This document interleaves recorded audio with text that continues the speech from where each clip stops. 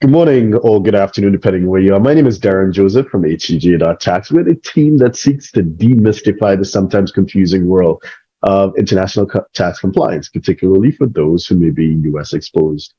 Have a look at our website. We have over 2,000 articles on our YouTube channel. We have over 1,000 videos that speak to different aspects of international tax for those of you who live that international lifestyle. Today, we're joined by the one and only international tax badass, Mr. Jimmy Sexton, who is based in Dubai. Jimmy, how are you today? I'm good. I'm good. I have Okay. my LLM, but I'm an international tax advisor.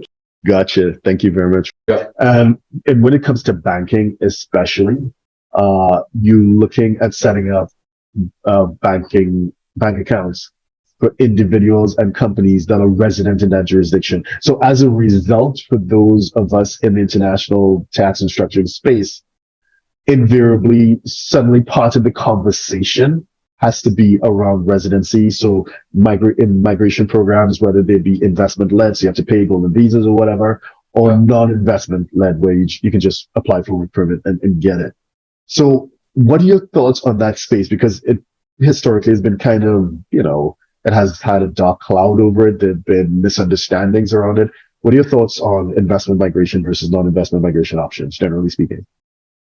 Well, I mean, look, I think generally investment migration is viewed as, you say. I don't know if I'd go as far as saying there's a dark cloud over it, but I think that they are viewed more suspect by banks and tax authorities than traditional immigration that's not through investment, right? Yeah. I mean, most of the investment migration programs all come with a tax benefit, right? I mean, they're all sort of designed around providing people with some sort of a tax benefit in exchange for their investment, right? And I think that I think that it's good business for a country to offer this, right? I mean, they're getting people to come in, they're getting economic benefits, the people are spending their money there, and they're not a drain on the system. But for sure, I think that banks and tax authorities view them as suspect, and I think that also, you also have to be very careful though.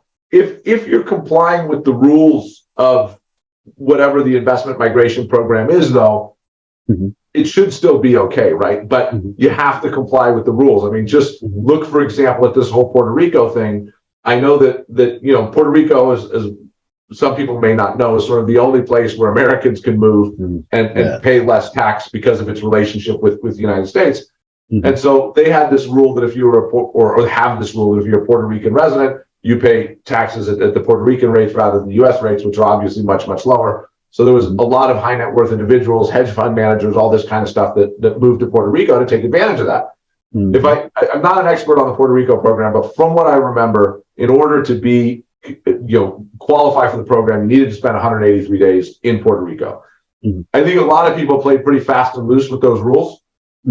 I know that this is one of the things that the IRS wants to really focus on and look into. And my guess is that they'll probably find quite a few people in violation of it.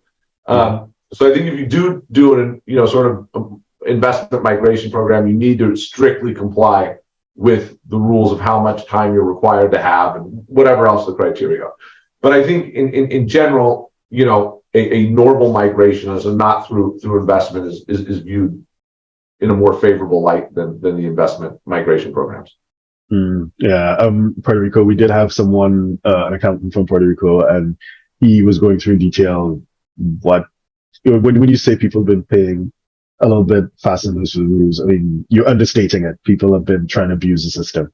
And definitely from the public announcements that the IRS has made in videos, as well as on their website, all these updates, it's definitely a priority. So if you're a 6, 7, or 8-figure investor, entrepreneur, or business owner who needs a tailor-made solution from a qualified team of professionals, we can help you achieve the international lifestyle, the freedom, and even the tax savings you're looking for. Visit us at htj.tax and live that international life.